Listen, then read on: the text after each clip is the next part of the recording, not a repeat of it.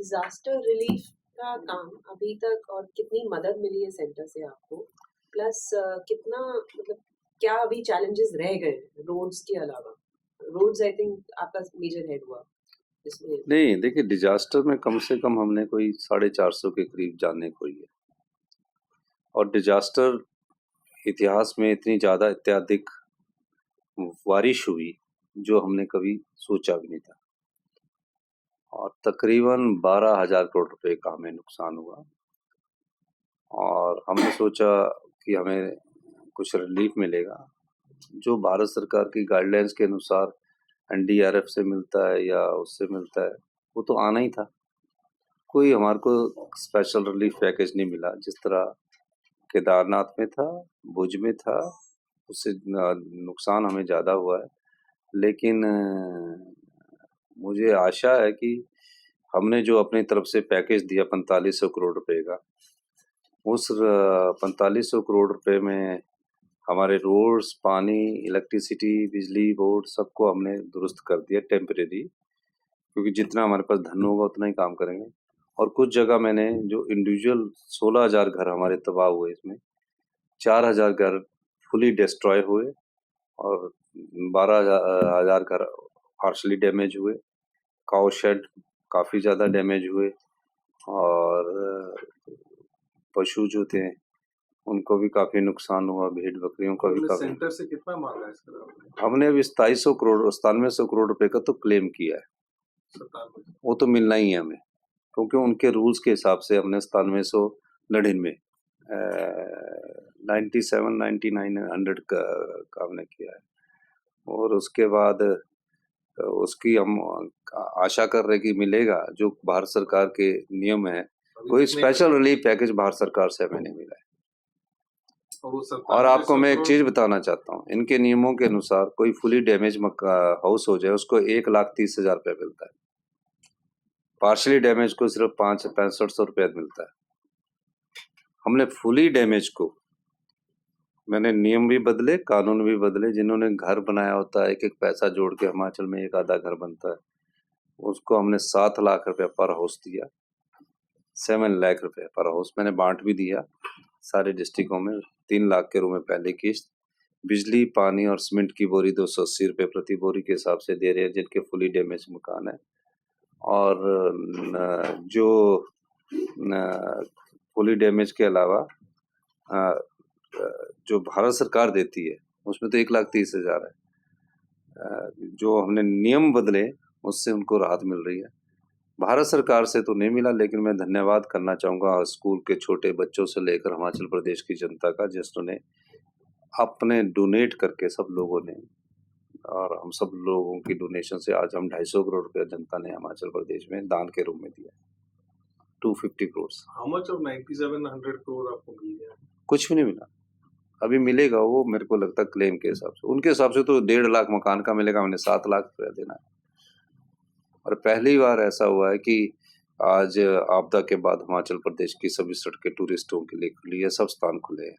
और इस दृष्टि से भी हमारी सरकार ने, अभी हम देख रहे थे उत्तराखंड में भी ये टनल वाला हुआ, उससे पहले जोशीमठ, कहीं हिमालय अभी उसी स्ट्रेस में तो आ रहा है। इस समस्या पे आपने कभी विचार किया? बहुत अच्छा क्वेश्चन आपने किया है। हिमालय की बात नहीं है ये बात है क्लाइमेट चेंज की। और क्लाइमेट चेंज का पता कैसे लगता है? ये निश्चित रूप से जो हिमाचल में आपदा ये क्लाइमेट चेंज के कारण आई। पहली बात, लैंडस्लाइड्स पहाड़ का स्वभाव है, यानी कि जब सड़क बनती है तो लैंडस्लाइड्स होता है, पर वो लैंडस्लाइड्स जब तक स्टेटा सेटल नहीं होता तो 4 साल तक वो स्टेटा सेटल होने में टाइम लगता है। लेकिन वो तो landslide is not a part. अब स्पीति जैसे में बारिश हो रही है जहां कभी बारिश नहीं होती थी, क्लाउड बस्ट हो रहे हैं, तो इसका मेन कारण जो हमने स्टडी किया वो क्लाइमेट चेंज है। जब बारिश आपकी अप्रैल में भी हो रही है, मई में भी हो रही है। अप्रैल मई में हमारे बारिश नहीं हो रही थी, जून में भी बारिश हो रही है। अप्रैल मई जून में बारिश हो रही है तो क्या है जो लैंडस्लाइड से ये कन्वर्ट हो गया मड स्लाइड्स में। लैंडस्लाइड से क्या हुआ कि मिट्टी धीरे धीरे गिल्ली होती गई, पानी रिसता गया, और जब अधिक बारिश हुई तो अधिक बारिश ने वो लैंडस्लाइड्स कन्वर्ट कर दिया मड स्लाइड, और मड स्लाइड डैमेज करता है। तो ये क्लाइमेट चेंज का आज यहाँ असर हुआ, और स्टेट्स में भी होगा, और आने वाले समय में और स्टेट्स में भी होगा। ये स्टार्टिंग हो चुकी है क्लाइमेट चेंज की, ये निश्चित है। हम भी इतने सालों से 50-55 साल से शिमला, हिमाचल प्रदेश की हर चीज को देखा है। मैं तो हर एक कोने में घुमा हूँ, क्योंकि मैं स्टूडेंट्स लाइफ से पॉलिटिक्स में था, तो मैं तो हर एक कोना देखा। तो इस बार का जो बारिश हुई है, वो इतनी ज़्यादा बारिश हुई जिसने नुकसान पहुंचाया। और जो ये कई जगह चर्चा चलती है, मैं नाम नहीं लेना चाहता हूँ, कि ये रोड बंद कर। रोड जो है, अगर 100 किलोमीटर में अगर 1 किलोमीटर टूट जाए, उसका मतलब ये नहीं कि पूरा रोड ही डैमेज हो गया। तो कई इस प्रकार की चलेगी, इतना डैमेज होगा, वो नेचुरल है। बरसात में जहाँ भी पहाड़ी क्षेत्र में जाओगे वहाँ लैंडस्लाइड्स होगा। तो इसलिए जो आपने जो ये टनल की बात की, टनलिंग में ही जाना चाहिए हमें पहाड़ों में, कटिंग में नहीं जाना चाहिए। एक तो डिस्टेंस शॉर्टर होता है और टनलिंग की उम्र ज़्यादा होती है। ये जो हुआ, ये थोड़ी सी नेग्लिजेंसी, लापरवाही ह्यूमन होती है जिसके कारण हुआ, इसमें कोई ज़्यादा वो नहीं है। टनलिंग हिल स्टेट्स के लिए, नॉर्थ ईस्ट स्टेट्स के लिए, हिमाचल, उत्तराखंड, जम्मू कश्मीर के लिए बेस्ट प्रपोजल है। उसमें कॉस्ट नहीं देखनी चाहिए। होता क्या कि सड़क बनाते हो, हम कॉस्ट देख लेते हैं, फिर जिग जैग पहाड़ काट देते हैं। अगर हम टनलिंग में जाइए, अंग्रेज ने कोई 100 साल पहले 103 टनल क्यों बनाई थी? कालका से शिमला के बीच में 103 टनल क्यों? शिमला में क्यों उन्होंने टनलिंग बनाई थी? क्योंकि टनलिंग ही बेस्ट वे है। और जब आप टनलिंग में जाओगे, किसी भी पहाड़ी क्षेत्र में, वर्ल्ड के किसी भी क्षेत्र में जाओ, टनलिंग बहुत है।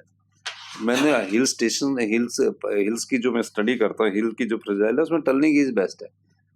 और अगर आप रोडों को काटोगे, जिग जैग जाओगे, पुरानी टेक्नोलॉजी, अब टनलिंग का इतना बड़ा स्कोप है। तो ये कुछ एक घटनाएं होती रहती है कि हिमाचल में भी फंसे थे 3 लोग, तो निकाल ले गए, तो उसमें क्या, ये चलता है। Tunnelling is the best way for जितने भी पहाड़ी इलाके, not in Himachal, every north east state, Jammu Kashmir, Haryana में टनलिंग प्रिवेंट्स लैंडस्लाइड। नहीं, फिर एक तो हमारी जो डैमेज होता है रोड्स के कारण, सड़क कटिंग का, पहाड़ को डैमेज हो तो कम होगा, और डिस्टेंस शॉर्टर होगा।